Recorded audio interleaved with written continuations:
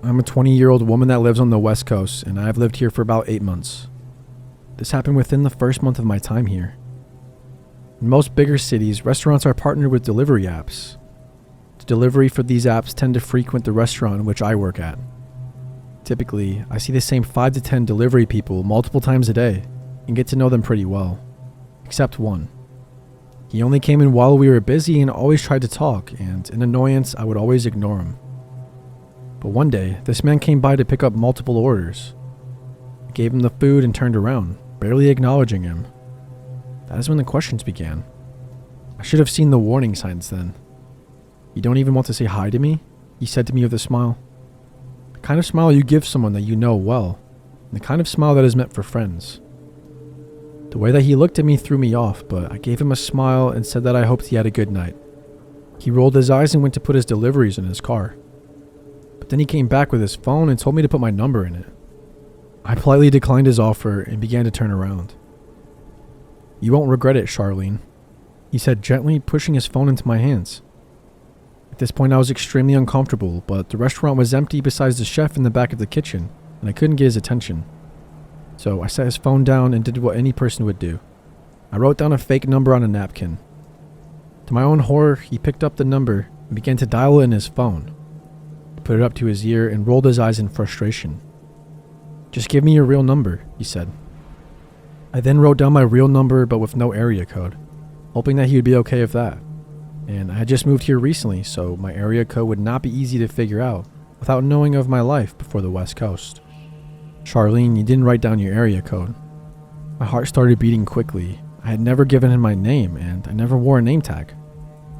"Pick up the phone when I call, and if you answer, I will leave the restaurant." I could tell he meant it. He would not leave until I proved to him that it was my number. He called, and the phone vibrated in my pocket, and I knew that I had made the worst decision of my life. I showed him the phone, and he left. I loved my job, but the worst part was the distance. I always took the bus home and had to make multiple switches in order to get home, and it was typically an hour commute.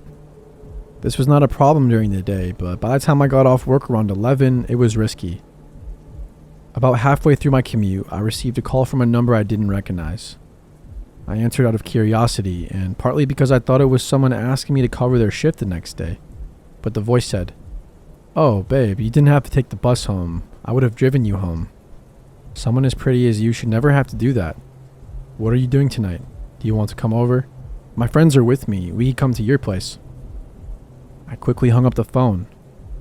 When the bus reached the stop about a block from my home, I was lucky enough to see that my neighbor had been sitting near the front of the bus, and I was able to walk with him back to our apartment building. For the next 2 weeks, I received 10 calls a day at least, and maybe 15 texts, all of which were increasingly strange. Most of them were just about how pretty he thought I was, but then they began to make me extremely fearful. He began to offer me money and tell me that he could find me a better job, suited more for a girl like me.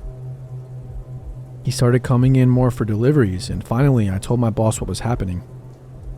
The next time he came in, my boss pulled him to the side and warned him that behavior like this was not okay, that if he did it again, we would report him to the delivery company that he was working for. He stopped for about a month. At this point, I had picked up a morning job too, and I would begin walking to work around 5:30 a.m. while it was still extremely dark. On this particular morning, I was so paranoid that I did not turn on music, and I was always looking around, looking for people behind me. That is when I saw him.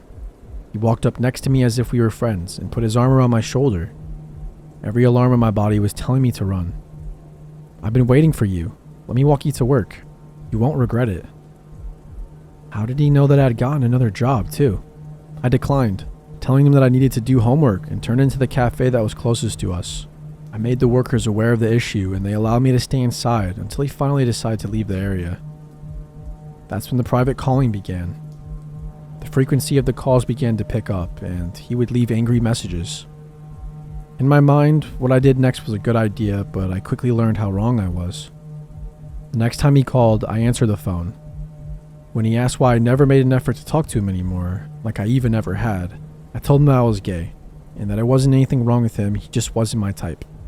"Just give me a chance. I can change you. You never had a man treat you right. You won't regret it." Things stopped for a while. There There was a text here and there, but about a month ago, I began to get weird comments on my Instagram posts. Wow, so beautiful. There are so many things I would do to you. Stop ignoring me. I'm trying to treat you right. And many other comments of this nature. I blocked him and he would make a new one. He would then call me again a few times and leave a few long messages that I would try to ignore. I stopped taking the bus and made sure everyone between my friends and family were aware of the situation, just in case anything ever happened to me. Then on Valentine's Day, he showed up again at 3 a.m. outside of my window. I woke up to my name being screamed outside. You see, I live on a busy street and my bedroom has large windows.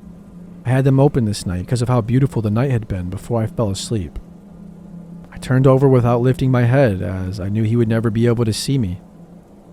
About every 5 minutes, he would scream my name and say that he could see me and he knew I was there. He told me to come down and talk to him, and right before he left, he said one more thing that I almost didn't hear. You won't regret it.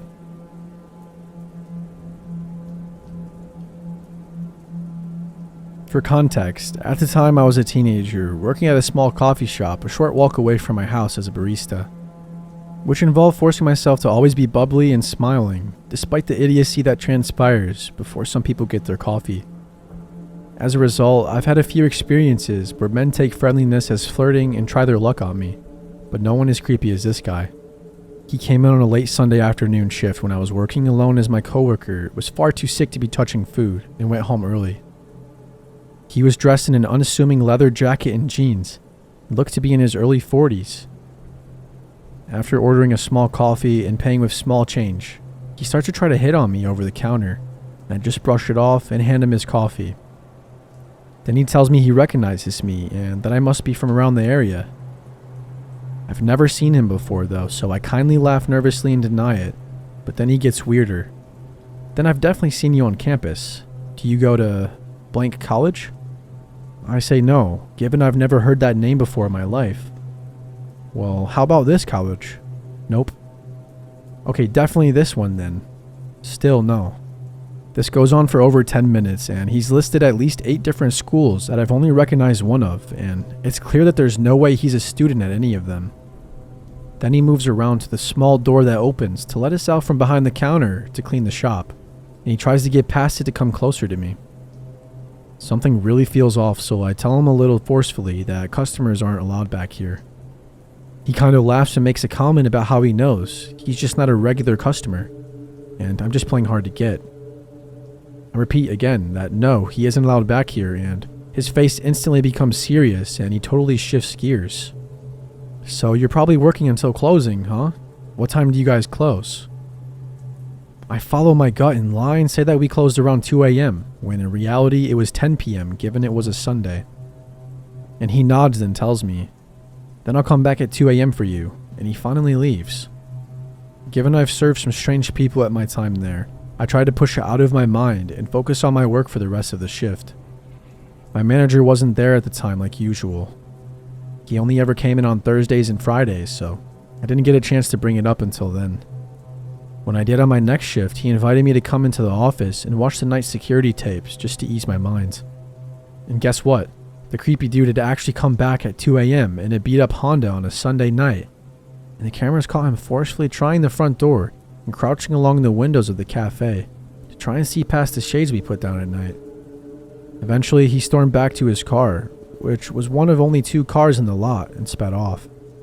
I have no clue what his intentions were in trying to meet up with the teenage girl at 2 a.m. on a Sunday, but I've never seen him since.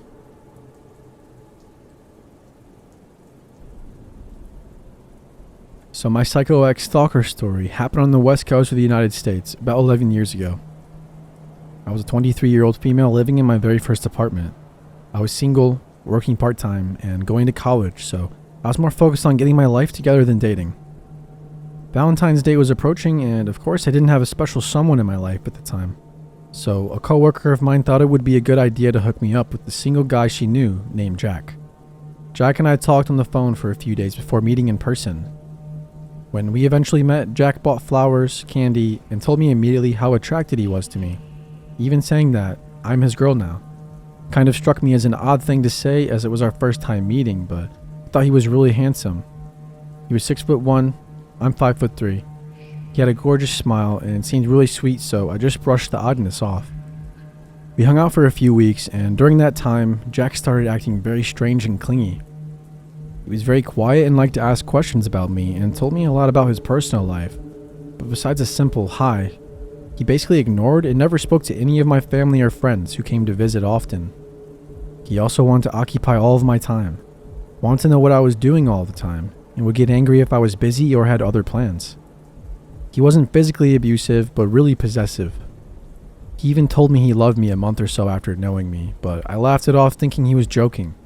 One night, he actually got on his knees and proposed to me. I told him we had only known each other for a few months and that we should wait until we were both ready. Besides, he didn't even have a ring. He said he was ready to get married as soon as possible. We can go to the courthouse now and that he'll buy me a ring later. No thank you. If it's meant to be, we'll get married when the time comes, I thought. The very next week, he gets back on his knees and proposes again. Still no ring. And saying that he was ready now. At this point, I started to freak out. Not only was he clingy, but he was moving way too fast for me. I mean, we had only known each other for a few months. I was still busy with work and school, so I told him maybe we should take a break from hanging out for a while. He got this really weird look on his face and got really quiet, but eventually started smiling and agreed with me that we should take a break. A few days of not hearing from him, I came home to find him sitting on my staircase. I asked what he was doing there, and he just said, "Waiting for you," and smiled. After an awkward moment of silence, I told him he needed to go home. He got up and left, but then he started to randomly stop by my place. If I was there, I pretended not to be.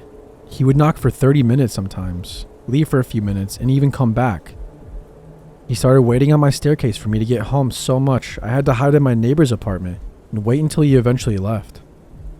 He called my cell non-stop and I just ignored him. After a couple of months of this, he just stopped all of a sudden.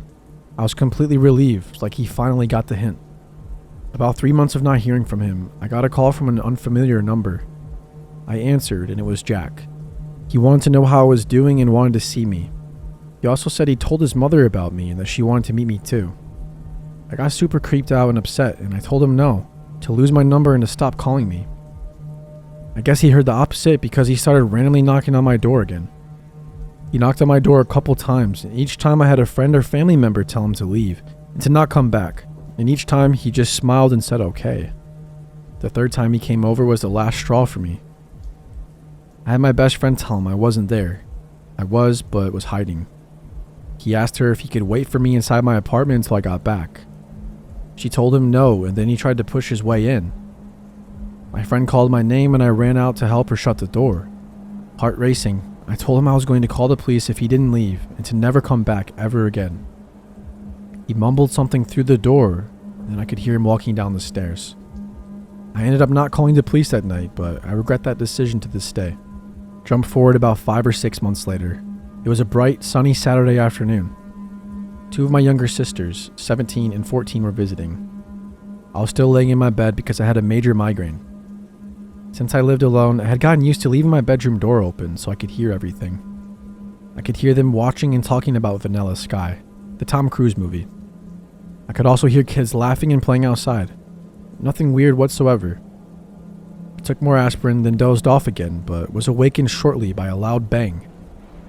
At first I thought maybe a kid bounced a ball or something off of my door, but then I heard a really loud bang, again, and my sister started yelling. "What the hell is that?" Just as I was about to get up to go see what was going on, bang again. I heard screaming and then a man's voice yelling, "Get the hell up." I started to panic, so this part might sound kinda messed up, but since I had no clue what was going on or who the person was, I slowly closed my door and blocked it with a dresser. Sat on the floor in front of the dresser and called 911. In my state of mind, I thought it would be much better to get the police over ASAP, instead of risking my life even further by running into an unknown situation. Anyway, I told the operator someone broke into my apartment, and it sounded like he was threatening my sisters and that the police needed to come quick. The operator asked me a lot of questions about how many or what the intruders looked like, but of course I couldn't say because I was still laying in bed when it started. While I'm speaking with the operator, I could hear a guy's voice asking, "Where is your sister? She doesn't know what I had to do for her. I love her." I heard more screams, and then I heard, She's in the room. At that point, my heart started beating triple speed. I don't know why they told this person where I was. Maybe just out of pure terror, or maybe getting me back for not coming out of my room to check on the situation. But next thing you know, my bedroom door was being kicked really hard. So hard I actually thought I had started sliding across the floor. He stops kicking my door and says, "If you don't open the door right now, I'm killing everyone."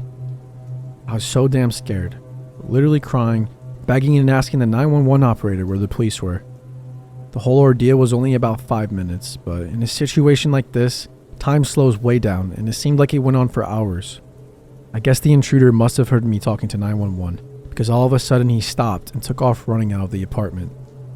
I was still on the phone crying with the door shut, and one of my sisters knocked and said it was okay to come out now because he's gone. I opened my door and was like, "Who the hell was that?" They said Jack. I couldn't believe it. In broad daylight, Jack kicked in my door with a sawed-off shotgun and threatened to kill my sisters and myself. The police ended up catching him about a week or so later. During this time, I found out through the police report that there was a previous incident that occurred with Jack a couple of weeks before my incident. The police were called because someone was shooting a shotgun in the air. When the police arrived, they found Jack holding the gun. They asked why, and he said because someone broke into his apartment, stole his weed, and cut the tip of his tongue. Not kidding. The police just issued that guy a ticket, which is crazy in of itself. Anyway, I actually helped catch him by giving them one of his family's members' address that I found in the phone book, and they caught him headed to their house. He confessed right there, but after he was arrested, he pleaded not guilty, but ended up taking a plea deal and only ended up serving 5 years. I moved to a different state after that. An even scarier part is, I found out that when he got released, he moved into a halfway house literally right down the street from my old apartment where he kicked my door in. 11 years have passed and I still don't feel completely safe. I feel at any moment I could run into him randomly or hear my door being kicked in again. I keep moving constantly. I change my number every year, and I carry pepper spray and tasers with me everywhere I go, and I never go to bed without checking if the doors and windows are locked tight. I still even put a chair under the doorknob before I go to sleep at night.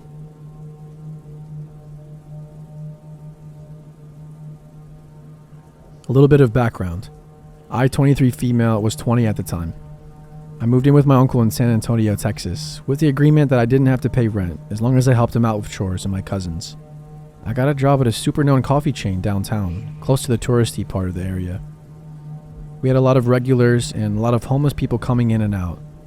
I felt relatively safe though because I got to know the people there and it was almost always a lot of foot traffic. I used to even take walks after work in the area, especially since I was super close to the Riverwalk. Skip to a couple months into the job and I was friends with everyone I worked with. We were all super close. On this particular day, it was one of my coworkers' last days. There were about 3 guys who had been there almost all morning. They hadn't bought anything and were just hanging out, which was not unusual for my location. On my break, I decided to walk down to a nearby drugstore so I could get a farewell card, maybe a small gift for said coworker. I walked down and put my earphones in, and before I could press play, I heard the door open behind me and footsteps following behind. Whoever it was caught up to me and started walking beside me, matching my pace exactly. I turned to look, and it was one of the guys that had been there all morning. He was a bit taller than me and reminded me a lot of Lakeith Stanfield. He tried to ask for my number and I kindly told him no. He persisted, and I with a short temper told him to screw off. He stopped and stared at me in surprise as I don't really look like someone who would speak up. He stood there as I walked away, and by the time I went back, they were gone. I proceeded to tell my coworkers about the encounter and we laughed it off. I thought that would be the end of it, but I was wrong. Every time after that, he would already be there just hanging out or would walk in mid-shift. Sometimes with somebody else and sometimes by himself. I assumed he was just another homeless person because how else was he always able to be around? My shifts were pretty sporadic. Some days I opened, some days I closed. Some days I worked mid, but it didn't matter, he was always there. At that point, I started to feel paranoid. I would always catch him staring in my direction. He never ordered anything, never talked to me, and luckily wouldn't follow me. He would just sit there watching me. I started mentioning it to my coworkers, and they started noticing it too. One of my team leaders would help me out by sending me to wash dishes in the back or organize the cooler. My coworkers would also try to place themselves to try and block me from his view. I started feeling uncomfortable at work. Sometimes when I closed, a coworker would walk me to my car before heading home themselves. Then one day, when he was just staring, I was working the register. He walked up and ordered a water. I asked for his name for the order. I now had his first name. He took his water and sat down. I had mentioned him before to my manager, but because he hadn't really done anything, we couldn't do much besides note it to the manager book. The next day I worked with my manager. It was him, 2 other coworkers, and me.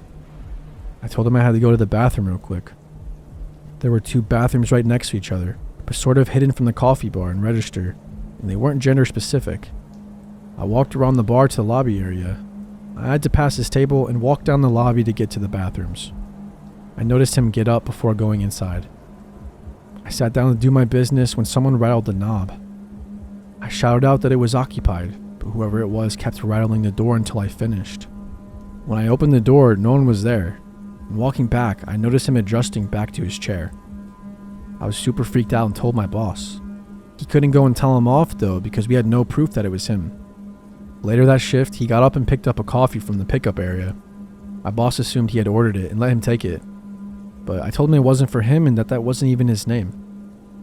My boss used this as an opportunity to tell him if he ever does something like that again, he won't be able to come back. The man apologized and actually stuck to the rules every day after that, but he went back to just watching me. Cut to Valentine's Day. One of my team leaders and I would be scheduled to work certain Thursdays after close to deep clean the store. We would stay until 1 a.m. This was one of those Thursdays. We were almost done and I had to clean the bathrooms as one of the last chores. I finished, and as I walked out of the bathroom, I saw him peeking in with both of his hands pressed to the window, eyes wide, just staring at me with this super intense look. I froze for a second, just staring back. I noticed on one of his palms that is pressed to the window, a purple foam heart. He doesn't move at all. I shout, Hannah, he's here, he's back. She barely hears me through the music that we were blasting. Hannah was the team leader who would help me hide from him, so she knew the huge fear I had towards him.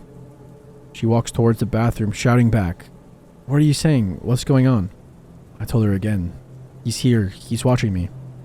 She started shouting through the window, You need to leave. If you don't leave, we're calling the police. I step out a little to see if he'll leave, and he's ignoring her, and his eyes were fixated in my direction. I step back into the bathroom, and my leader continues to shout at him to leave and threatens him with the police.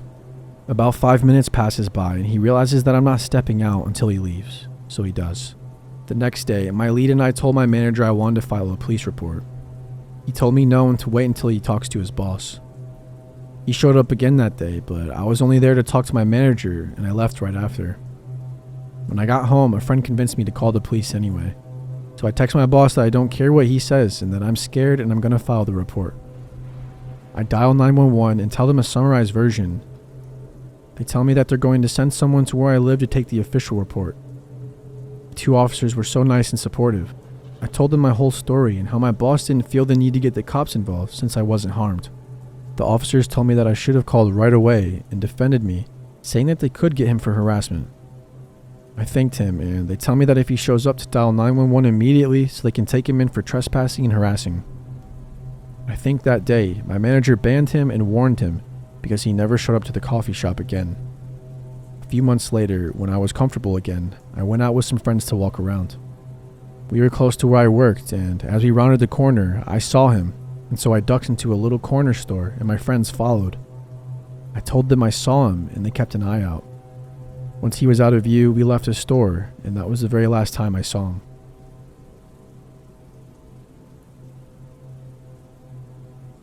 When I was in high school, I lived in a really small town in Texas.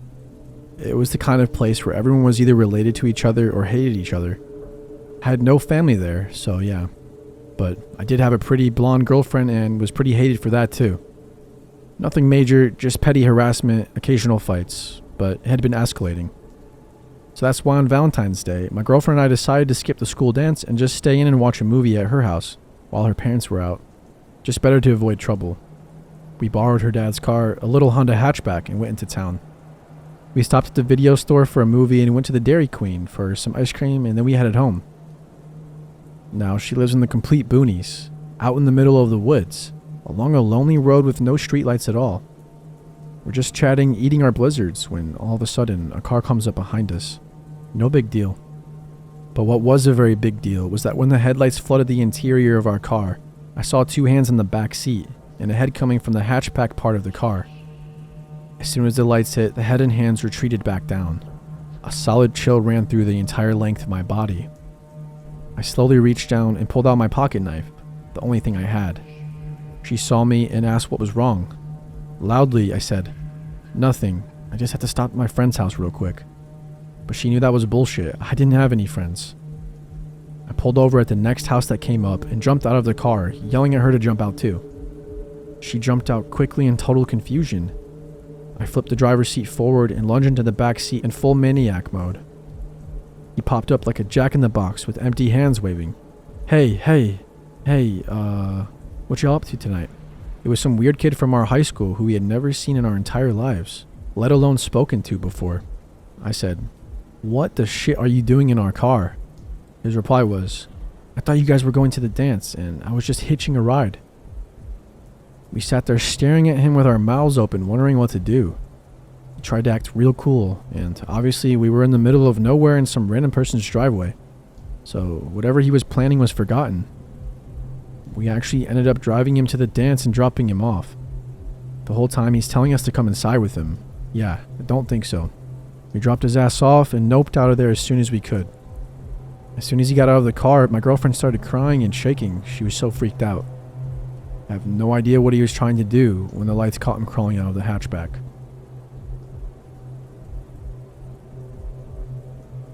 I got some Dunkin' Donuts this morning, and it brought this story back to my mind, so I figured I'd share it. During high school and college, I worked at Dunkin' Donuts for about 7 years and bounced around to a few different locations. I was used to working at the Dunkin' in my town, where we would get the yeast rings delivered periodically and frost them ourselves as needed. I transferred to a new shop about a half hour from my house with all the same responsibilities except for the donuts. They were delivered by corporate, and they arrived frosted almost perfectly. They looked like the plastic donuts that they show in commercials, always round and not squished together, and they would dip them in frosting so it was evenly spread and neat. It was a busy Saturday morning and it was close to Valentine's Day, so we had a fresh order of brownie batter donuts delivered that morning.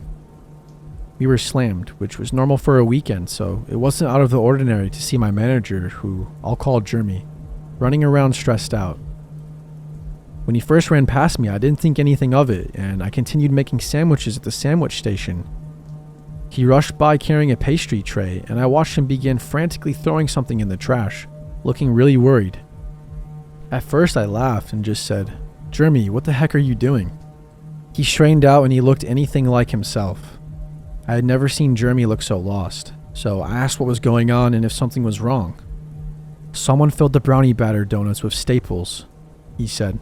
He told me he got a phone call from corporate, and that one of the stores in our chain, which contained 10, had somehow discovered multiple staples in every donut in their order.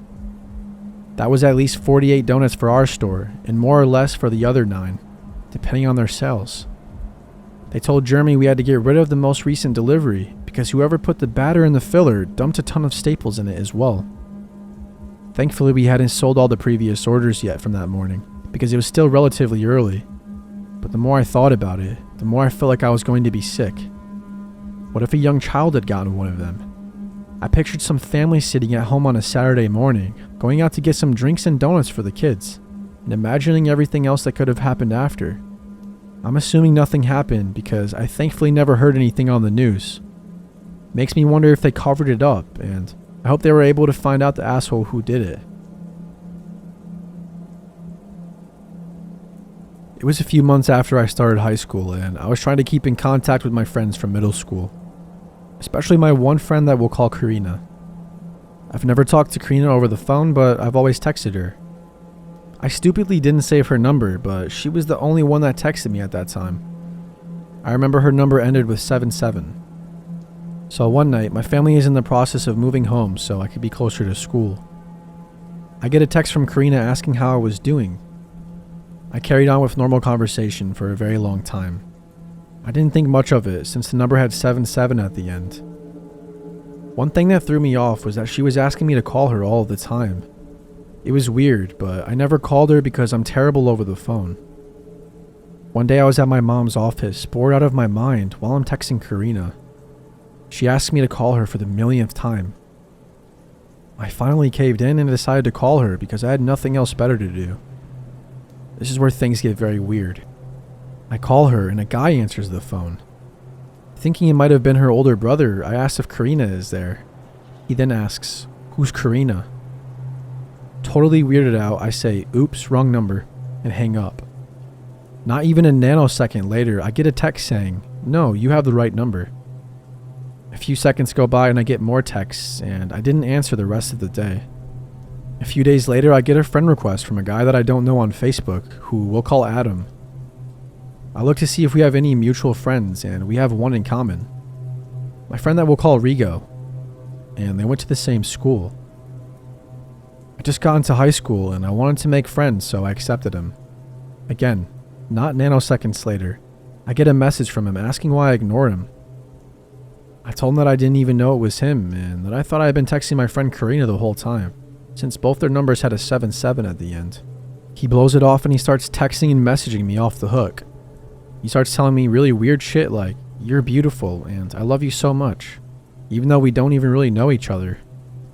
I remember changing my profile picture, and again, he didn't waste time to tell me how adorable I am.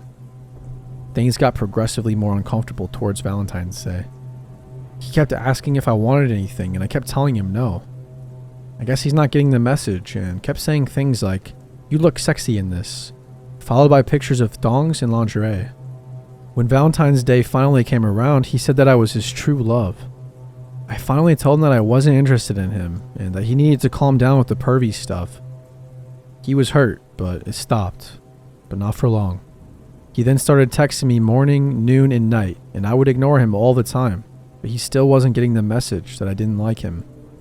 Come April, me, my friend Kelly, Rigo, and some of his friends from school decided to go see a movie together. I thought I was going to have fun. Well, I'm the first one to the movie theater at the mall, and my brother and dad decide to wait with me for my friends. I'm on the first floor, and I can see the elevator going up to the movie theater in plain sight. I turn around and look up, and there's Adam going up to the theater, and he makes eye contact with me. He totally knew I would be here, and I never told him once about my plans. I became ultra paranoid, and I told my brother to come with me into Hot Topic, just so I can be out of view from him. We look around for a bit, and I see Adam listening to music in the store. This guy will not quit. So me and my brother leave the store, and I tell my dad. He says we should wait out in the car until my friends arrived. When we're in the car, I text Rigo and I angrily tell him that Adam is here. At this point, Rigo knew how much I didn't like him, and he didn't like him either. I asked why he was there, and he says, "I might have said something about our plans, but I can assure you I didn't invite him." So Rigo, Kelly, and Rigo's friend arrive at the same time, and I couldn't be more relieved. I walk into the mall with them, and I ignore Adam for the whole movie. Afterwards, he whines about how no one wanted to talk to him the whole time, and I said he shouldn't have come then. Rigo laughed. The next day, I get a text from Adam, whining about how it was really rude of me to ignore him, and I just go off on him. I said, "You were the one who wasn't invited and decided to come anyway. How do you think it makes me feel when I tell you countless times you make me uncomfortable, and all of a sudden you just show up?" He then starts blaming me for some bullshit that I don't remember. I blocked him, deleted his number, and anything I could do to make sure he wasn't able to have any contact with me. Fast forward, that summer after freshman year, I'm on vacation and I get a friend request from Adam. I freaked out because I thought I deleted him, but it occurred to me that he might have made a different account, so I blocked that one too. Sophomore year, I got with my now boyfriend, Leon. We were talking about weird stuff that happened to us, and I told him about this. Leon asks, "How did he get your number anyway?" That question made my skin crawl, because it never occurred to me to ask Rigo if he handed it out, and I really don't think he would do that anyway. So the question still remains, how did Adam, a guy I never met, get my number?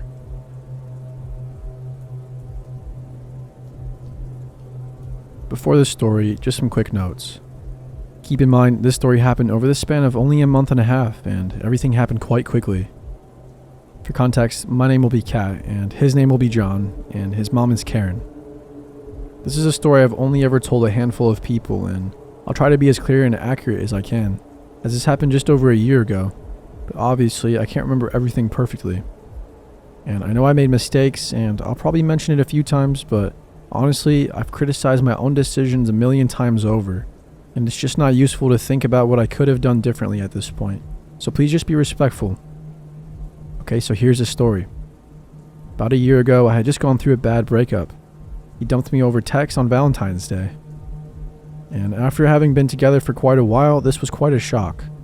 I was absolutely devastated, and I felt pretty bad about myself. It only took about 2 weeks before I was looking for another boyfriend, more or less a rebound guy. That's when I met John. We met on Tinder and instantly hit it off. I was in my first year of university studying biology, and he was in his first year at a different university studying history. He was smart and friendly and had a lot of common interests. He was giving me some weird vibes at first, but maybe it was that he seemed a bit desperate. But honestly, I was too after my bad breakup, so I didn't think much of it. After only a few days of talking, he asked me to go on a date with him to a play. I was actually really excited because that sounded like such an interesting date idea, and I thought it was pretty romantic. So we go on the date and it goes well. He rides the subway back a few stops with me, and I tell him about my ex. He begins telling me that he can't believe anyone would let a pretty girl like me go, and that he would do anything to make sure he got to keep me if we were dating. Looking back, you can see how creepy that statement is, but I was maybe naive or just happy that someone agreed that my ex was an asshole, and I took it as a compliment and saw nothing wrong with it. We keep messaging and going on occasional dates after this, and all was well. After just a few dates, John had told me he had really bad depression and anxiety. Now, it's important for me to mention that I also have some pretty extreme depression and mental health problems, and my breakup had kind of launched me into a downward spiral, so it was almost a relief to hear him say that because I felt like he wouldn't judge me for having depression too. And after that, we could confide in each other about our depression and help each other get out of bad mental states. After this revelation, we got really close really fast. We had only dated for a month, but we already had an intense relationship. I even thought that I loved him. Now, another problem with him though was his mother, Karen. She was very possessive of him, and maybe it's because of his depression, but he couldn't do anything without telling his mother first. One night he fell asleep at my place and forgot to set an alarm, and when he woke up, he had 10 missed calls and at least 50 text messages from his mom trying to find him. She had apparently called every hospital looking for him. She knew he was going to spend the night. She was just concerned because he slept 2 hours later than he said he would. She would do other things to manipulate him, like verbally abuse him or tell him he's a bad son if he doesn't do everything she wants. And she sets limits to how often and when he could come to my place. And I wasn't happy with this, obviously. I told him I thought it was ridiculous that she treated him like a child and that he's an adult and can go on dates whenever he wants. If she wants to know where he is, that's fine, but he shouldn't have to ask permission. We had a small argument about this, but he obviously is a mama's boy, so I dropped it. I still hadn't met his mom at this point as well, so who was I to judge? Another thing I'll mention is that one time he asked me to do a role play with him, in which I wear his glasses and call him specifically Sweetie. He was very clear that he wanted me to call him that. He told me he was a teacher fetish. I told him I wasn't into that kind of thing at all, and that I'm sorry. He asked a few times after that, and never really dropped it, but I always said no. This is important later. After one particularly bad night, he came over to console me, and I told him I was feeling pretty depressed. In his response, he asked me to marry him. This was only after just 1 month of dating. I laughed, thinking he was joking, but he didn't laugh.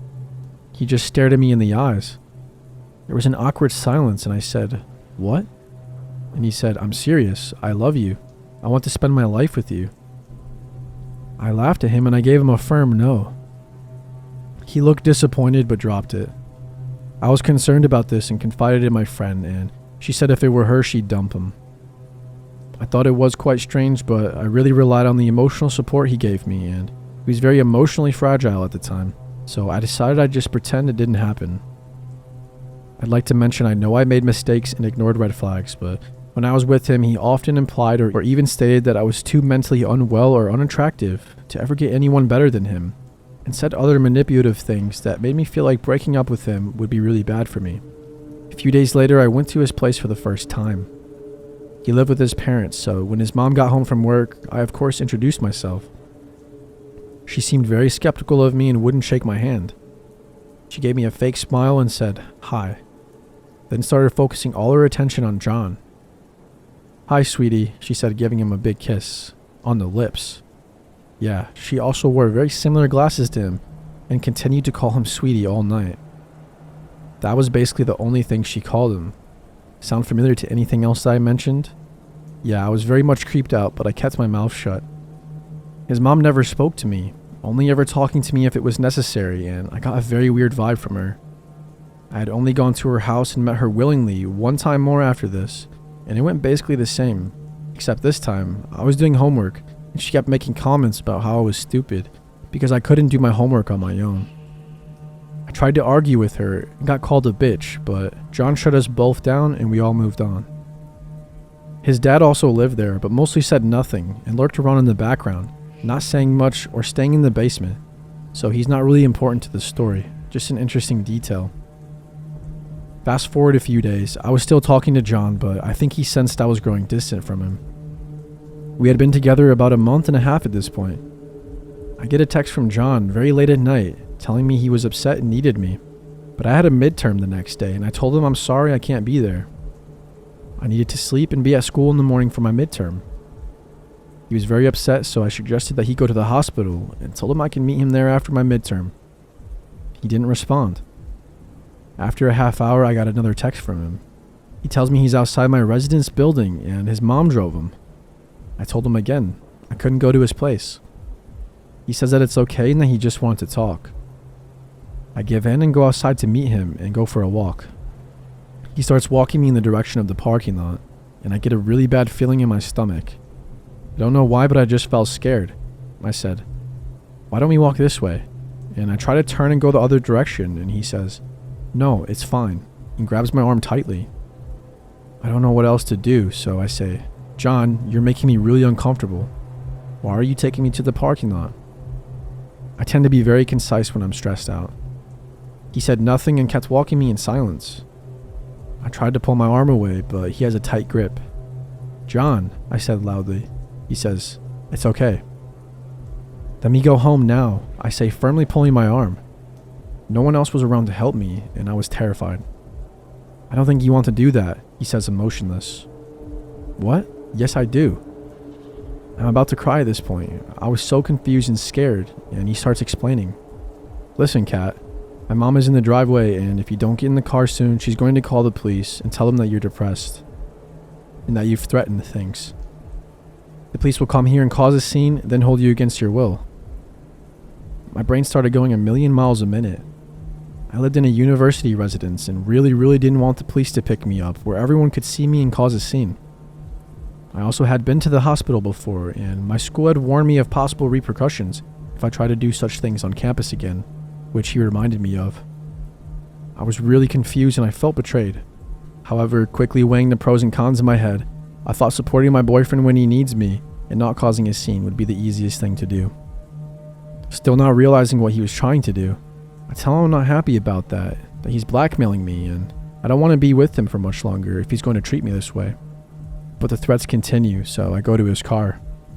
I get there and there's his evil mother, Karen, with the most disgusting, ugly smirk on her face. "I was just about to call the police," she says. John stands beside me as I get in the back of the car, and he gets in the front, and she starts to drive.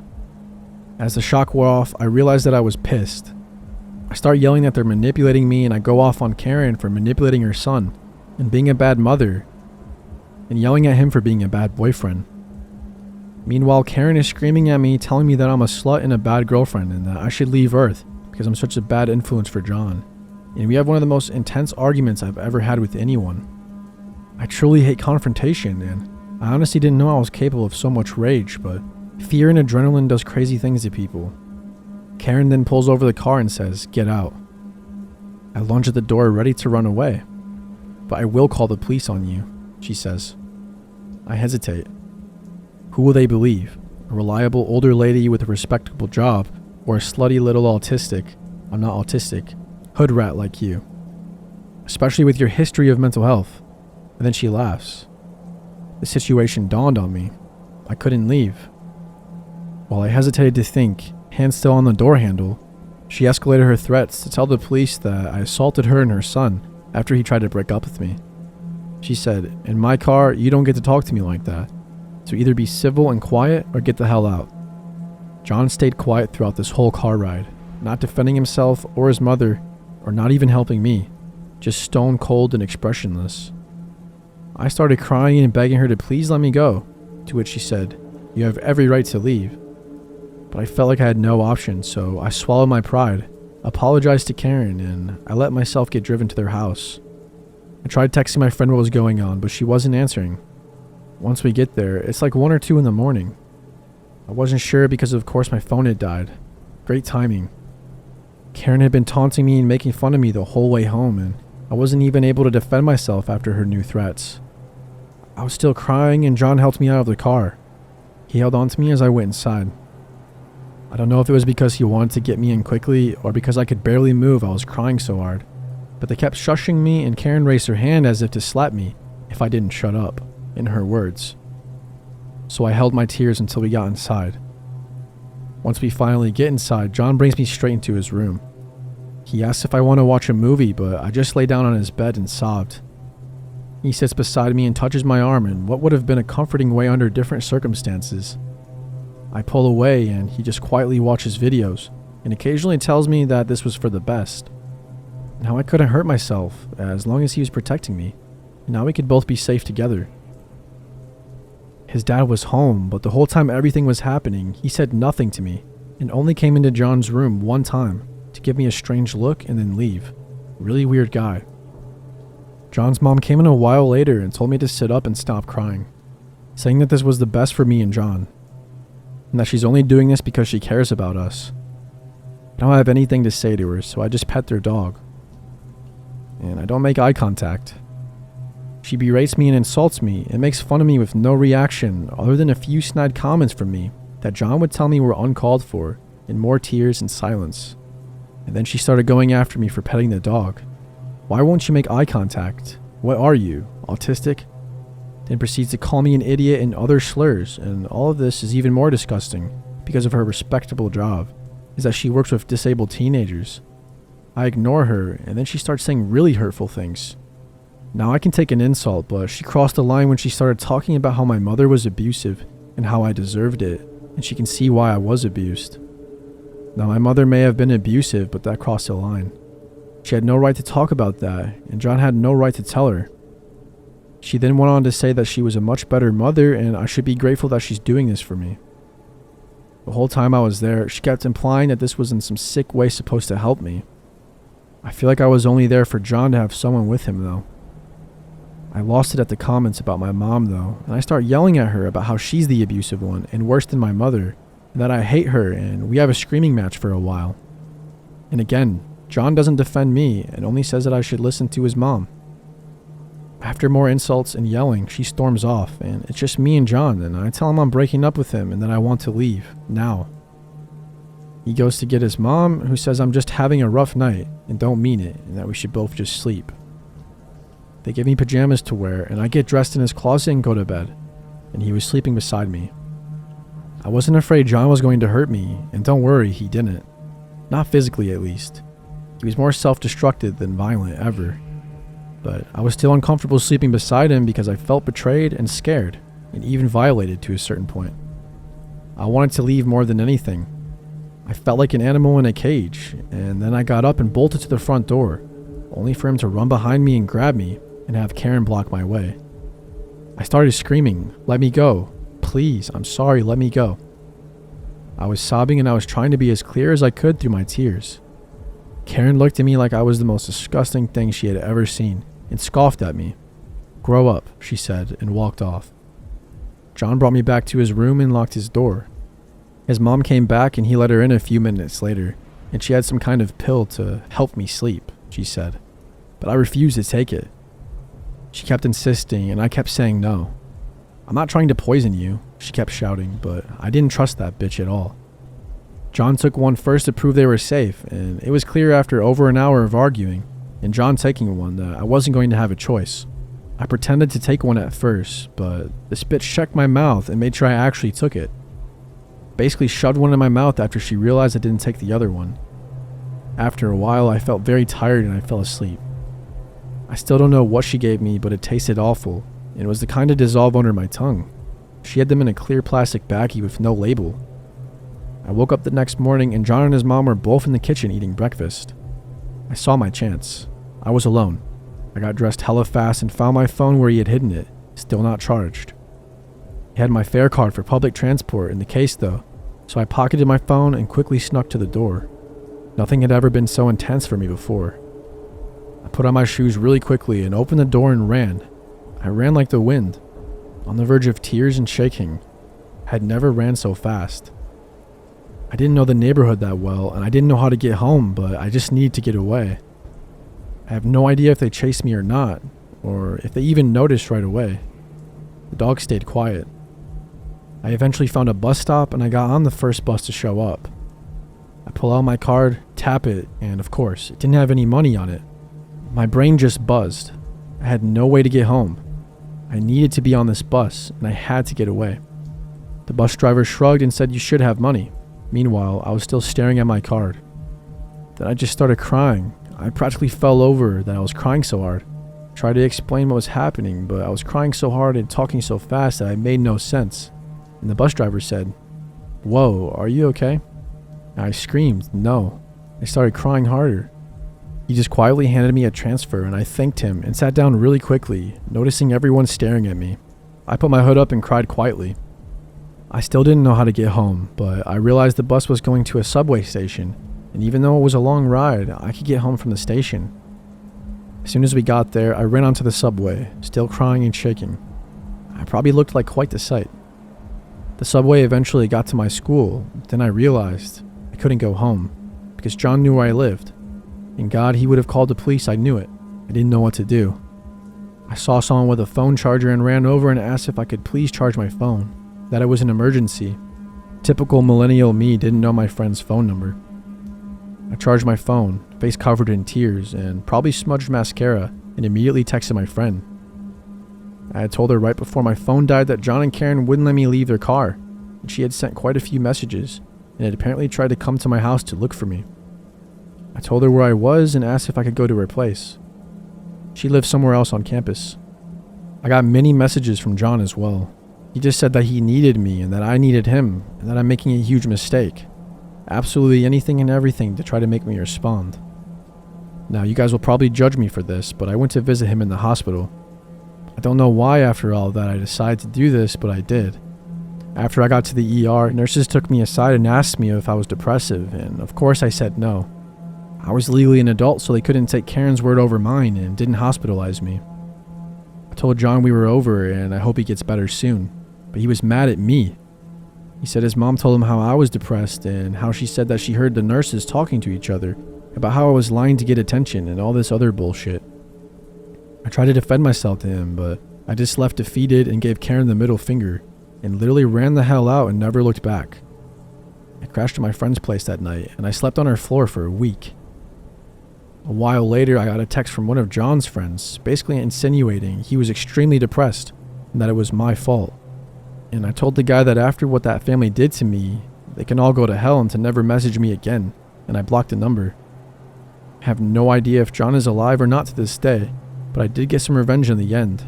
A story for another day. As you might have noticed, I didn't call the police. I did speak to a police officer about it eventually, and the concerns were about how Karen would be more reliable than me. I didn't have much evidence, but they said if I want, I could file a report, but honestly I never did. I wanted nothing to do with them. To those who want to say I wasn't actually kidnapped because I wasn't tied up or anything, which someone has said to me before, I may have been allowed to leave physically, but emotionally they made me feel like I didn't have a choice to stay, and they did drug me, so I don't know, man. When I was 16 years old, I decided to surprise my parents with a bouquet of flowers for Valentine's Day. We've always celebrated this as a family holiday rather than a romantic one. I didn't have a car to drive to a florist, but my high school was within walking distance of a hospital boasting a gift shop that sells floral arrangements. Between classes during the week on Valentine's Day, I set off for the hospital by my lonesome, cutting across campus to walk through a network of side roads populated with specialty doctors' offices that keep odd hours. The sort of buildings where traveling doctors mainly hold surgery consultations or perform small procedures a few times a month. The trip there passed without incident. As I was walking back, though, I noticed an unkempt 1990s car close behind me. While my memory of the car is hazy, I am left with the impression that there were at least two men with whose faces I could not see. Initially, I assumed that the driver was simply afraid of hitting me, the reason they weren't passing by. So I made a point of dramatically walking further into the grassy shoulder of the road, demonstrating to them that they could safely drive ahead. But they still refused to pass me by, continuing to creep along behind at a slow pace. Beginning now to suspect that the driver was more interested in me than a destination, I began to walk faster. The car confirmed my suspicions by matching my speed. Despite the impracticality of my shoes and the threat of spilling water from my vase, I commenced to run as fast as I possibly could. That was when they hit the gas and again matched my speed. I realized at this point that the car was 100% following me, and that there was no one in sight to notice, and I needed to get away. I bolted into the first parking lot that I saw, and the car turned in after me. Despite there being only 2 or 3 cars in the spacious front parking lot, and there being no other sign of activity at the office, this car did not stop to park in the numerous spaces available there. The driver instead opted to pursue me into the partially under construction back portion of this lot, behind the office. It passed every available parking space to corner me against a pile of debris and rubble from the construction, coming to a diagonal stop less than 3 feet away. Before anyone could emerge from the vehicle, I somehow managed to scale the small prominence of rubble against my back, vase in hand, and jumped from its peak to land painfully on the other side, which fortunately was a plot of undeveloped land within sight of my high school campus. I took a quick peek back over my shoulder to see if they were still in pursuit, but the car had sped off after I reached the top of the rubble pile and was now nowhere in sight. They had not parked in the lot at all. They had no business there. The driver was 100% following me. I sprinted at top speed and didn't stop until I was soaked with sweat in the dead of winter and panting in the student lounge among my classmates, who didn't seem to give a damn when I told them. Possibly because our hometown is supposedly a human trafficking capital and the crime rate is outrageous. Although I'm convinced that this was something more informal than human trafficking, as a dilapidated car suggested poverty. And I have read human trafficking usually arises through grooming and not being snatched off the streets. In retrospect, I should have told an adult, or alerted campus security at the least, and called the non-emergency line of the local police station, but I was young, foolish, insecure, and afraid of getting in trouble for leaving campus when I didn't have a signed permission slip permitting me to do so. I kept trying to convince myself that I had misread the situation or was overreacting. I don't know what I would have even told police had I called them, as I was entirely ignorant on the subject of cars and couldn't have identified the make of it had I been asked. And I couldn't see the faces of the occupants. I was also just worried that my parents would restrict my already extremely limited freedoms if they knew I had been in danger. I feel horrible having never told anyone and truly hope that my secrecy hasn't led to someone being hurt or killed. I believe the only missing people, aside from runaway children or elderly adults with dementia in this city right now, are men, aside from one woman a few decades ago.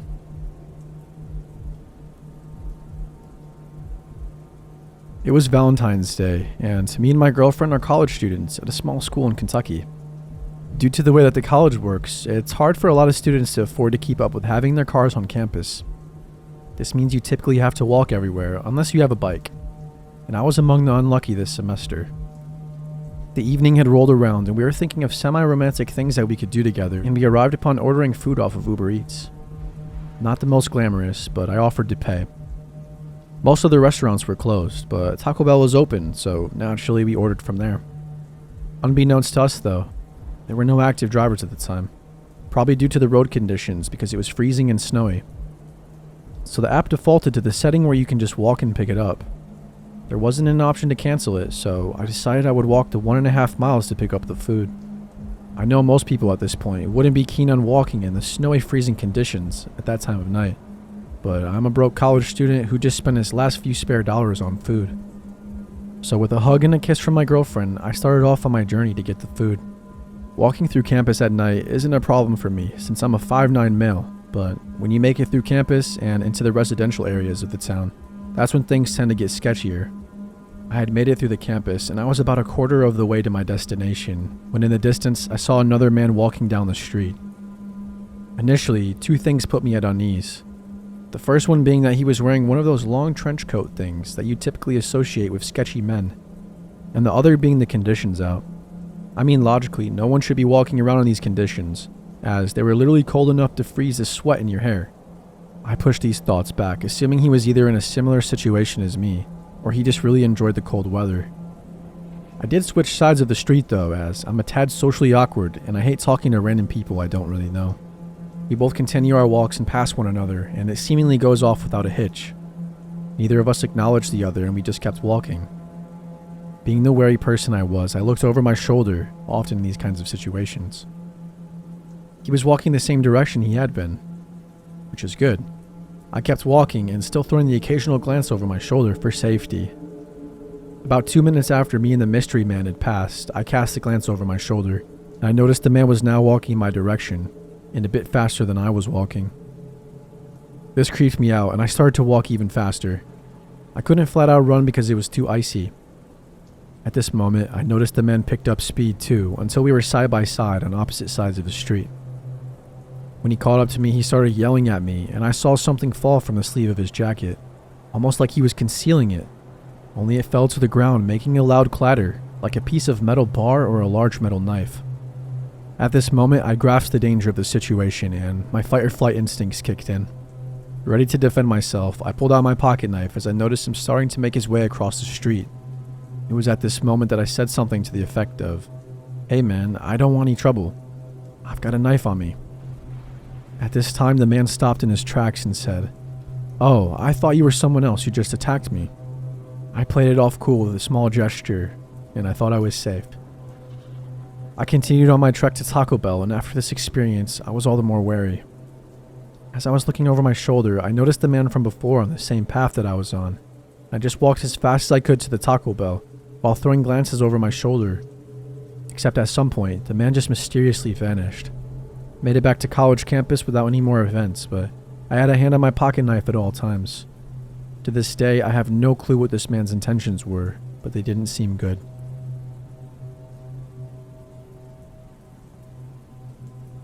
To begin, this started when I was 14, female, now 21. I just transferred to a new high school in the middle of the school year as a freshman with my twin sister. I was enrolled in a Spanish 2 class where I met Tony, and that was where the obsession began.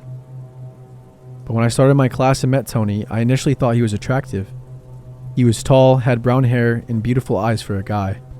But I did notice he was extremely shy and kind of awkward. But I made up excuses to talk to him, asking him about the homework and other meaningless small talk. He took to me and asked if I wanted to walk around during lunch and talk, so I happily agreed. He was very obviously not confident, and he didn't know how to initiate conversation, so a lot of the time I did most of the talking, even went as far as asking him for his phone number. After a few days of texting and talking, I can tell he doesn't have any friends and he is kinda negative, and he has a pessimistic view towards life. It was rather draining and disappointing. Things he would say were kind of unsettling, or I guess just unusual for me. He would text me fantasizing about being a superhero, kind of like roleplay, in which I was the damsel in distress and he was always my savior. He had an obsession with the killer from the Scream movies. Overall, he was a nice guy, but different from what I was expecting or attracted to. Time passes and Valentine's Day is coming up, and we are talking practically every day, so he asked me to be his Valentine. I agree somewhat reluctantly. So it's Valentine's Day. He walks up to me and gives me a pack of Hershey's Kisses and some Twizzlers. I don't like Twizzlers, so I handed them back to him, gave him a kiss on the cheek, and went to my class. Yes, I know that was kind of a bitch move, but I was honestly losing interest in him at that point. And I told him before I didn't like candy like that. During the day, I received more gifts. flowers and candy from other friends. And I see Tony, and I can tell he's extremely upset by this, but he doesn't say anything. He texts me later in the day saying how stupid he felt and how he was outdone by everybody else. I didn't respond. Over the next few weeks, I gradually talk to him less and less. In class is awkward, and I can tell he wants to say something to me, but never does. I later learned from my twin sister that he asks her every single day about me, and if I'm talking to someone else, even if I like him, and how to win me over, confiding in her that he has never even talked to a girl before. And at first, I think it's sweet, but I still no longer had a romantic interest in him. We would talk at school sometimes, and he would bring me homemade cookies and walk me to the train station. Still text and try to call me in the evenings after school. But now I was talking to someone new who eventually became my boyfriend for the rest of high school, Brandon. When I started dating Brandon, I knew that Tony was absolutely devastated. He then started telling people around school that was his first kiss. I was confused because I didn't know a kiss on the cheek counted as that, but to each their own. It was somewhat upsetting because people were getting the impression that we dated or that I played him, which was not the case at all. I would still talk to Tony as a friend. He was in the same grade and classes as my new boyfriend, and he would always tell me how he thought Brandon didn't like him and that he felt like Brandon knew about us. I told Tony there was nothing to know about us because we weren't anything but friends. And Brandon was totally chill, non-confrontational, stoner type. Not in his nature to stir up drama over nothing. And definitely not the jealous type. The school year was coming to an end, and Tony comes running up to me the last day of school and hands me this, I shit you not, 60 to 70 page notebook, wide ruled if it makes a difference, explaining all the ways he's in love with me and how everybody at the school thinks poorly of me and how he can treat me better. I read it once, and I show my twin, and she tells me how weird and uncomfortable it makes her, and we both agreed on that. I stash it away and I don't speak of it to anyone else. I act like nothing happened, and I still talk to him as a friend occasionally. I worked a lot in high school in my free time, and I spent a lot of time with my boyfriend and friends, and I didn't think much about Tony. Time goes on and we eventually stop talking completely. I see him around school and he never really is with anyone else. He was always alone. Which I didn't really find strange anymore, considering how awkward and quiet he can be. Fast forward another year, I'm a junior. Tony and Brandon are both seniors, getting ready to graduate. Tony texts me out of the blue one day and tells me he has written a book, and it would mean the world to him if I could be the first to read it and give him feedback. And being the person that I am, I agree. So he meets up with me at school the next day and hands me this thick notebook and tells me to take my time reading it and to give him honest feedback when I was finished. I read this story in 4 class periods. It was around 300 pages long. Anyways, the story takes place in a Game of Thrones setting. The 3 main characters are Eric, which is Tony, Elva, me, and Isaac, Brandon. For the sake of confusion, I'll be referring to the characters by our real names. The only reason I know the characters were us and not fictional was simply by the way he had described them, literally identical to our physical appearances. In the story, Tony was the son of the king or whatever, and the rest of us were mere peasants. But Tony was always in love with me, but I was with Brandon. It was the annual time where our kingdom would go to battle with another for honor and glory, gladiator style. Tony thought it would be a wonderful time to prove himself and volunteered. The night before our kingdom traveled to where the battle would take place, my character went to Tony in the middle of the night to express her love and fear, and they ended up having very graphic sex. It was truly disturbing to read. The next day after they arrived at the place of battle, my character went to his room again where the same graphic encounter occurred again, and during which Brandon came looking for my character and which we were caught. My character told Tony I didn't really love him and ran after Brandon to apologize for being a harlot. Tony was absolutely devastated and ultimately let his opponent kill him in battle because he couldn't handle the loss of the love of his life. Our kingdom goes back home, and in the middle of the night, Brandon sneaks through the window and murders me. He slit my throat. In the end. As you can imagine, I was absolutely horrified and creeped out. I threw the book away and never told Tony what I thought about it, but he must have known because he never asked for it back. Tony and Brandon both graduate and life goes on. Tony didn't try to reach out to me for a few years until I was around 20. He messaged me on Instagram in the middle of the night. Show me your feet. Submit to daddy. I always looked at your feet at school and would fantasize about them, along with links to a few foot fetish websites. I promptly blocked him. The next day, he messaged me on another account, which was a foot fetish and bondage account that he ran. He asked me why I blocked him, but I just blocked him again.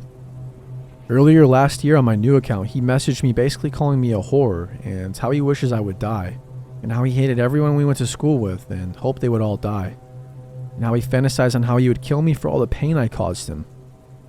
I was genuinely afraid, but I didn't know how to handle the situation. Was it really a death threat? I don't know.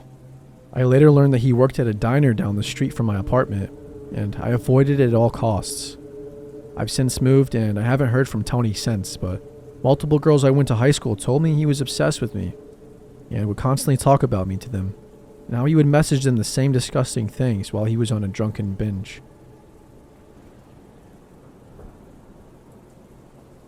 I live in a small town in the Midwest. It's super safe. The crime rate is pretty low and consists of mostly domestic disputes and traffic violations. There's only about 20,000 people in the town, and it seems like I see someone I know or at least recognize out in public every day. Back in 2008, I was about to turn 19, and I wanted to have a real party for my birthday. I graduated from a private Christian high school the year before, and I hadn't ever partied before, even during my first year at a state university. I just wasn't ever interested because my friends weren't either. I was just a small town girl at a big university who didn't really get noticed much, other than guys on my boyfriend's dorm floor, asking what I was doing with him. They were all hitting on me, but I loved my boyfriend. That year I decided it was going to be different. I had dropped out of college, which is kind of stupid, I know, and I broke up with my boyfriend. I had a few new friends who did party, and they seemed to always be talking about how much fun it was to go to house parties. I wanted my 19th birthday to be the first time I got drunk, so I had my older friends help me buy alcohol and invite all of our close friends over to my house. The night came and went. Fun was had, and my friends commented on how great my house was for parties. I lived alone in a 3-bedroom house with an attached garage, so people who wanted to stay over could stay in one of the bedrooms, and people who wanted to smoke had easy access to the garage. We sometimes moved my car out of the garage and played beer pong too. My friends really pushed the idea of having more parties, and I loved the thought of meeting new people, so we started partying at my house every weekend. It wasn't hard to get people to come to the parties. It was August, and there were 3 colleges around our town. More than once, my house was full of people I didn't know at all.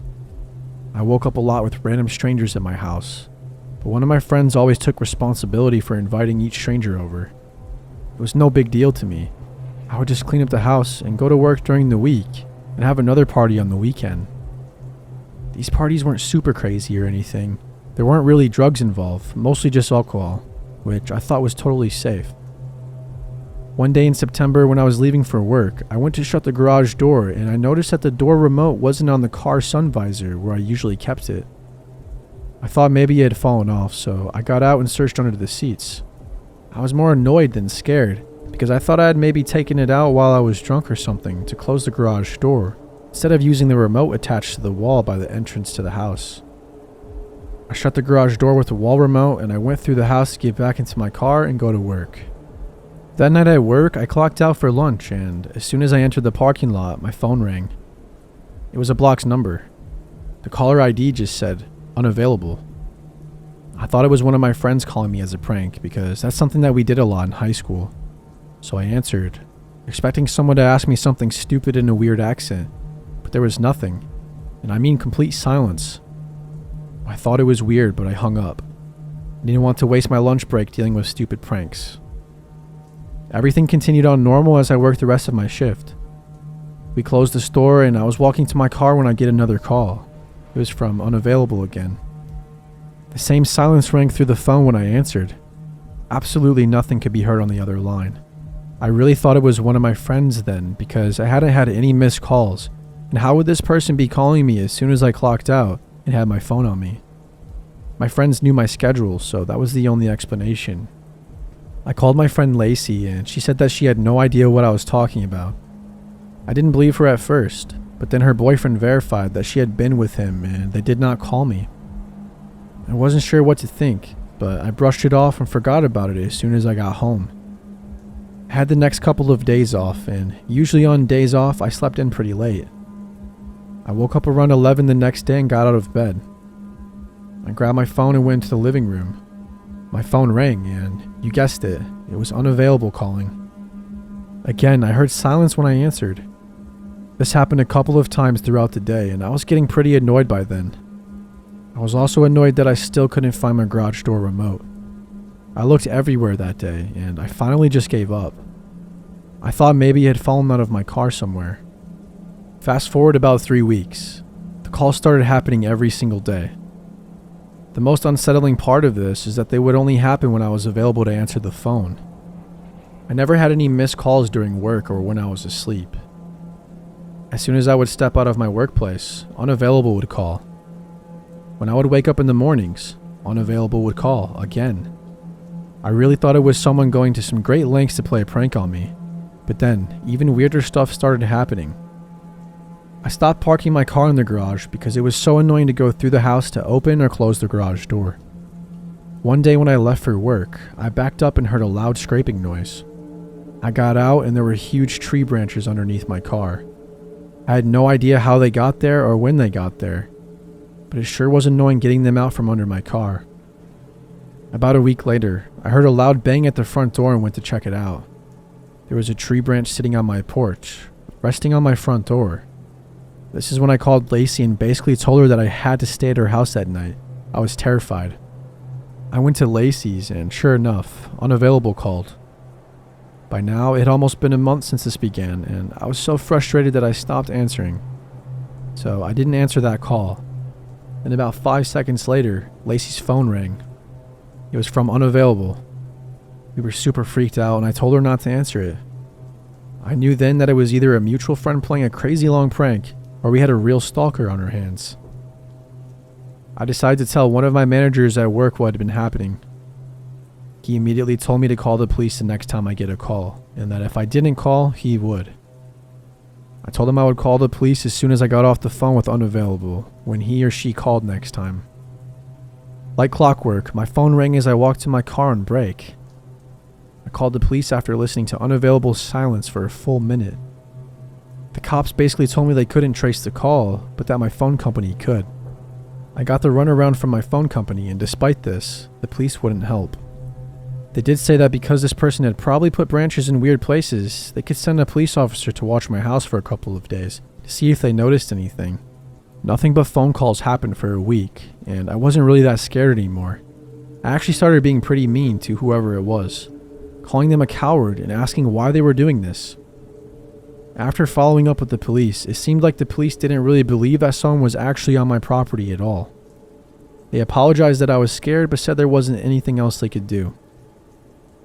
Branches started showing up in the middle of my yard, and I would hear banging noises on my front windows at night. For some reason, I didn't feel safe anymore in my room, so I started sleeping on the couch.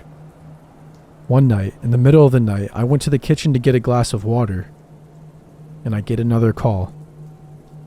I was so scared that I called Lacey and she came over. I didn't understand how this was happening because I couldn't see anyone watching me or anything. I never noticed anyone following me or watching me from afar. So what was happening to me? Sometimes there would be napkins inside my screen door, or just stacks of blank paper in my grass. I also got markers in my mailbox, and sometimes there would be candy wrappers on top of my car. Whoever was doing this was really strange. This went on until Christmas time. On Christmas Eve, I was driving out to my grandpa's farm to have Christmas with them, and I got a call. I was angry by now, and I thought that I could have a holiday in peace. I picked up the phone and started screaming at the person on the other end that it was Christmas, and they should just really let me celebrate with my family. I called them a freak and asked what they wanted. I was crying and asking them to just leave me alone, and as always, there was nothing but silence. That night, I was sleeping on the couch, and I woke up to lights in my face. Someone was shining several flashlights into my windows. I wasn't sure what to do, so I ran into the bathroom, locked the door, and called Lacey. She drove over and we looked around and found no one. I was really scared, but she stayed over and that made me feel a little bit more safe. But the calls kept coming, and the police did nothing. Nothing else happened outside my house. No branches or weird things turning up. I started sleeping in my room again because I thought maybe they had backed off. One morning I woke up and went into my dining room and noticed through the kitchen door window that my garage door was open. I thought maybe it had gotten stuck on something when I put it down, so it had gone back up. It had a sensor, so no one would get stuck under the door, I guess. Without me noticing, I went to the kitchen door and shut it with the wall remote. I grabbed a glass of milk and went to sit down at the dining room table, and that's when I saw it. My missing garage door remote was sitting on my dining room table. Of course I freaked out. I was still in my pajamas, but I ran to my car and drove. I didn't even know where I was going. I just called Lacey and told her it was time to move. We had been talking about moving to a different city for a while now, and I told her it was time to go. Her and her boyfriend came over to check the house with me, but no one was there. Me and Lacey got an apartment in a different city, and the call stopped as soon as we moved. I remember it was Valentine's Day, and we were having a girls' day out. I told her that I was just going to leave my phone at home so we could enjoy a movie. I think we saw He's Just Not That Into You.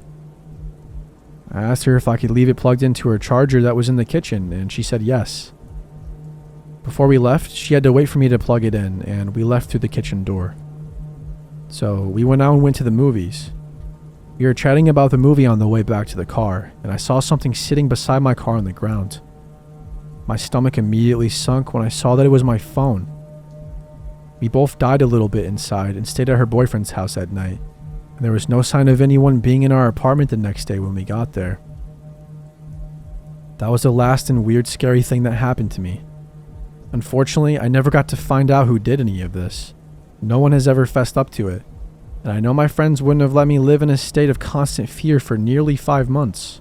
I asked a couple of the random people I'd met at some of my house parties, but they had no idea what I was talking about.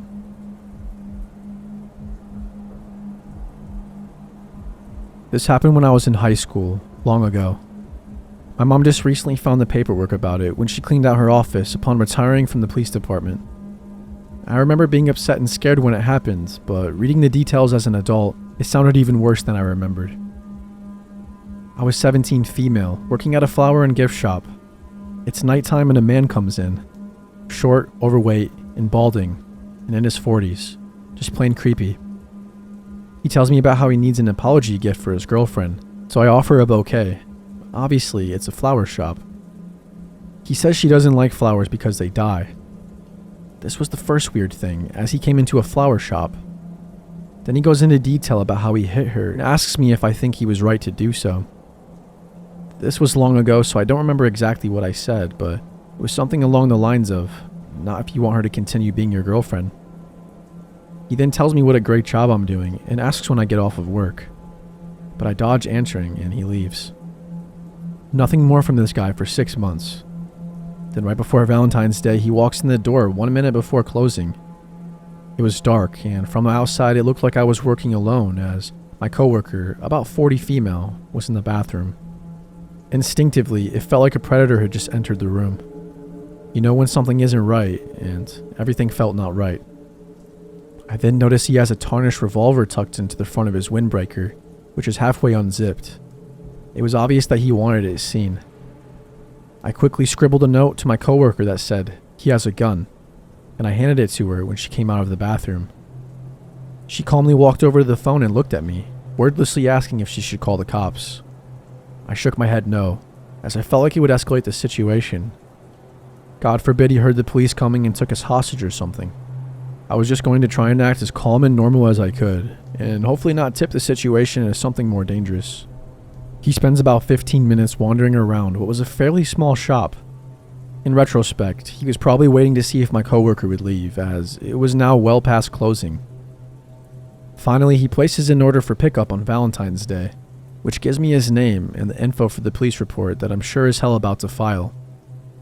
He buys a card and pulls out a wad of $100 bills, which he slowly thumbs through as looking for the right one to use for payment for his $40 order. I asked him if he wants a bag, as it wouldn't be very inconspicuous if he just showed up at home with the Valentine's card. He replies, "No, I don't feel like being inconspicuous tonight," which seemed like an obvious reference to the gun hanging out of his coat. He finally leaves, and we quickly lock the door and watch him sit in his truck outside. We were not about to exit the shop until he was gone. Finally, he pulls out of his parking spot and moves to another spot further away and continues to just sit there. I don't know how long we waited, but he finally left. I called my mom crying, and she called the police, who came to the shop the next day to take a report. I told my best friend at the time what happened, and she told her mother. Her mother happened to work with the man and informed security at her job. She said he was very weird, creepy, and liked to talk about weapons a lot. Security at his job. It's a large company with government contracts and things having to do with tech and security. Pulled him into the office and questioned him about it. He claimed it was a glove in his pocket, not a revolver. The police were pissed that his company made contact with him about it before they did, and he successfully dodged the cops' multiple calls and visits to his apartment. My mom, much to my teen fury at the time, made me quit my job, which was devastating as I loved it there, but in retrospect, it was totally the right call. I never saw him again.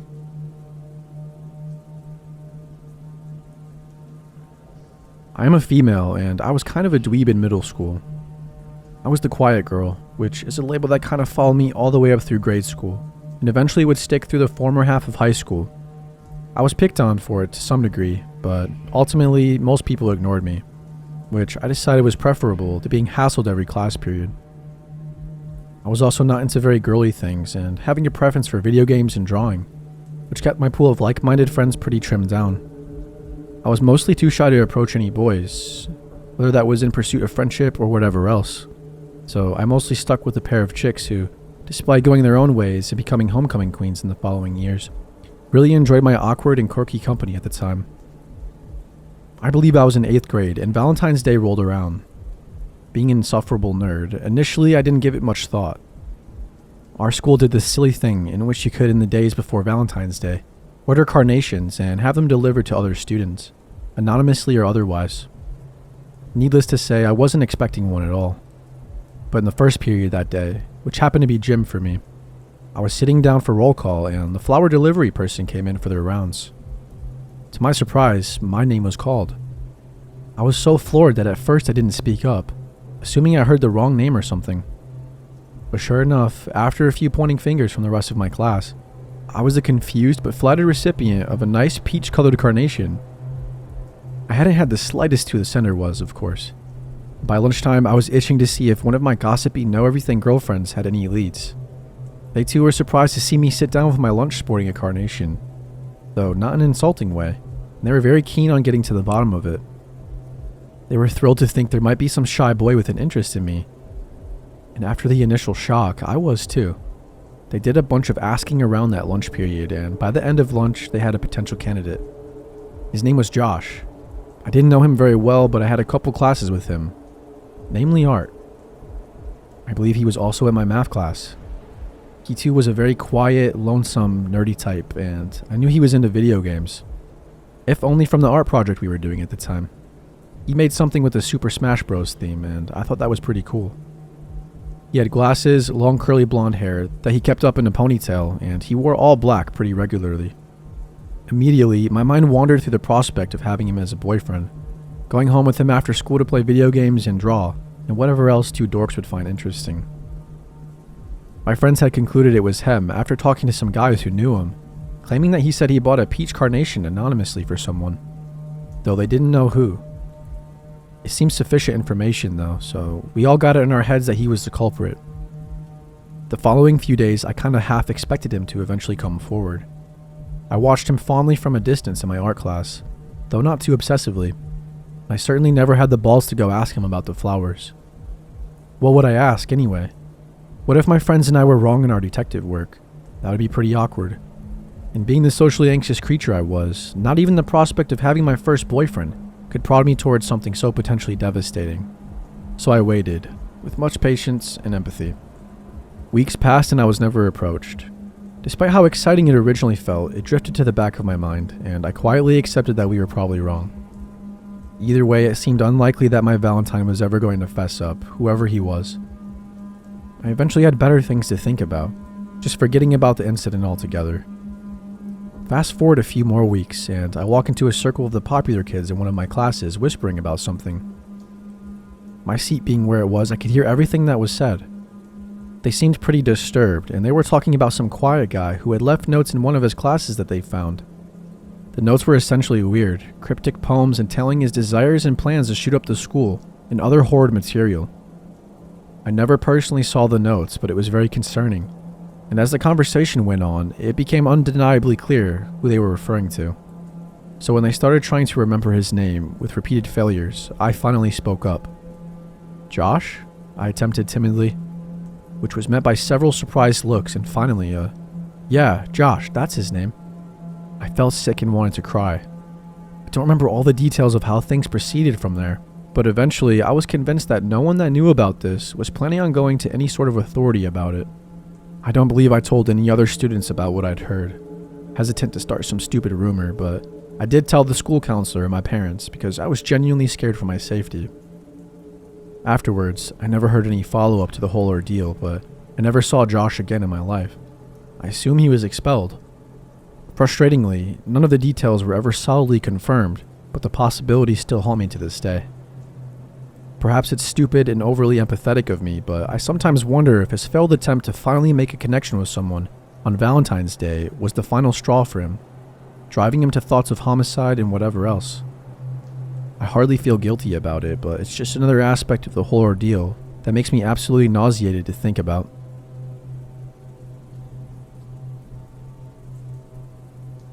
When I was a kid, my mom and stepdad owned their own maintenance company. We lived out in the middle of nowhere in the south. All the neighboring towns were very small, and everyone knew everyone. Because of this, there has always been a heightened sense of trust amongst the community. Every so often, my mom and stepdad would get a job that was just too much for them to accomplish on their own. So when that happened, they would hire local boys, usually from the high school and community college, to help out. Again, we lived in a very small town that still very much believed in Southern hospitality, so it wasn't all that unusual for these boys to be invited over for dinner with my family. John was in his mid-20s and had only recently moved to our town from New York City. John was a bit awkward, but he was a very hard worker, and at first he came across as a very kind-hearted young man. I was 11 when Josh started working for my family. He would come and join us for meals after working for my family all day. My big sister, who was just a few years younger than John, had recently moved out west, and I missed her a lot. So when he began to show interest in me, I was very excited. Look at that. Now I have a big brother figure who thinks my middle school drama is interesting to listen to over dinner. My family really liked John and hired him for the next few jobs that they got. John continued to be very friendly toward me, but I and my family always interpreted it as someone who wanted to be nice to me. September rolls around, and John has worked for my family for a couple months now. My birthday is coming up, and my family promises to take me bowling, which was an hour's drive away, so it was a big deal for me. They tell me this when John is around, and somehow he ends up inviting himself. I remember thinking it was kind of weird, but John had always been nice, and I didn't want to be rude and said I didn't want him around. My family was also heavily involved in the local fire department. Every year we would volunteer to do this haunted hayride event where basically people would dress up like monsters and go out into the woods and scare the guests that came through, with all the money going to the fire department. The event was scheduled to start 2 weeks after my birthday. My mom mentions it to John, and he says that he's really interested in it, and could he help out. My mom, bless her heart, is the sweetest little southern lady and says of course he can, that she'll put him in contact with the man who runs it. Well, John ends up doing it, and plot twist, he ends up being put in the same area as my family and I, because he apparently didn't want to work with strangers. Okay. This is when things started getting pretty weird. Mind you, this event required us working long, late nights out in the woods. In the beginning of the season, there would sometimes be long gaps between groups. The first weekend we had a gap like that. A boy I was friends with was working the next station over, and I told my mom I was going to go say hi to him. I took the path through the woods, so in case the group came through, they wouldn't have seen a small preteen girl covered in fake blood skipping through the woods, because that's hardly scary. As I'm walking, I hear something and turn around. It's John. I ask him what he's doing, and he said he saw me leave and didn't want me to get hurt. I told him that I was fine and that my mom knows where I'm going, and that these woods are very safe. The most dangerous animals around here were deer, He said he didn't feel comfortable with me walking by myself and grabs my arm. This freaked me out when I pulled away and said I was going to go back to our station. The rest of the night, John always managed to show up whenever I was alone to talk to me. I never mentioned this to my mom because I still felt like my dislike for John was rude. I mean, my family liked him, so surely I should too. Fast forward to February. He hasn't been around much because most of the work hasn't required him. But then, on Valentine's Day, I get home and see a vase of red roses in the kitchen. I ask my mom if my stepdad gave them to her, and she says no. She then hands me the card. It says something along the lines of, my name, and then you're the most beautiful girl I've ever seen. I love you. My mom asked me if there were any boys at school who would send me something like that. I told her no.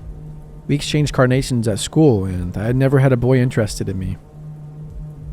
The next week, John swings by, not all that unusual. While he's there, he asked me if I liked my flowers. I played dumb and asked him what flowers, which upset him. I told my mom and she was pissed, and asked him what he was playing at. He insisted it was just a friendly gesture and that he hadn't meant anything by it. He just thought a pretty girl deserved roses on Valentine's Day, he said. My mom told him to never pull shit like that again. So come April, mysterious bouquets of flowers start getting delivered weekly, then almost daily. My mom knew that it must be John. She calls him and tells him to cut it out and that he's not welcome over anymore. My family had a desktop in a room that had several windows. One evening I was downstairs dinking around on the computer when I heard a tap on the window and I looked out, and there's John standing on our porch, smiling with this really creepy smile. I get up and poke my head out of the door and I tell him that my mom doesn't want him coming around. He says he just wants to talk to me. Being a dumb 12-year-old, I step out on the porch. He then proceeds to tell me that he wants to wait for me and that I'm the most beautiful woman he knows and that he loves me, but that he knows I'm too young, so he's willing to wait a few years.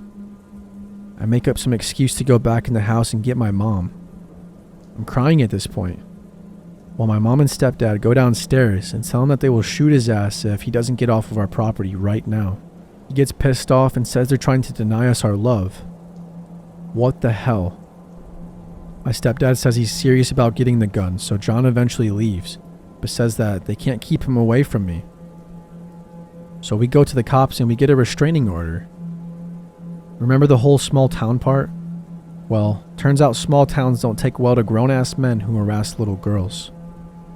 John essentially gets driven out of the town and goes back to New York City, and we were all thinking that was going to be the end of it. But then the phone calls start.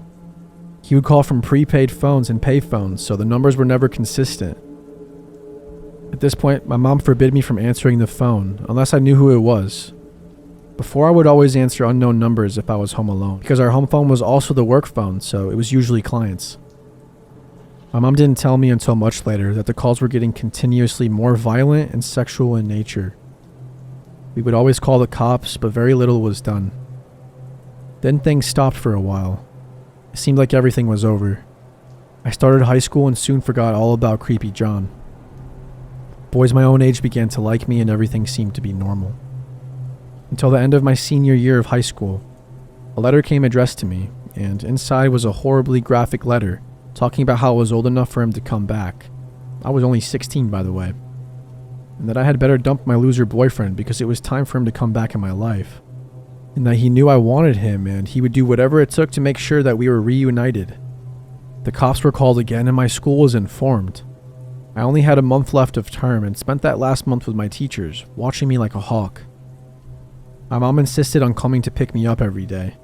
I didn't have my own car at the time and I wasn't allowed to leave with anyone else. We get a call from the cops a few weeks later telling us that John has been arrested for unrelated charges, but that they can't disclose more than that. I thought that would be the end of it. Since I graduated so young, I didn't leave for university until the next year. 17, about to turn 18. I moved a few hours away and landed a pretty sweet acting gig the fall that I moved. In October, 2 scary things happened in 1 week. Another letter arrived at my mom's house, just as scary and threatening as the first. Then on my job, which largely involved a lot of audience interaction, a lady handed me a note at the end of the run. I was confused but kept it. only to open it in the dressing room. It was addressed to me, using my full name, inviting me to meet up with her and her friend. We didn't have any programs that listed names, and I had never seen her before. I have no clue if it was related to John at all, but given that he had just made contact again, I was incredibly shaken up by it. I hadn't heard from him since. I've moved again since that last letter. I don't know if he's still in jail. I certainly hope so. I just hope that, as traumatic as all that was for me, he never pursued or, heaven forbid, attacked any other young girls.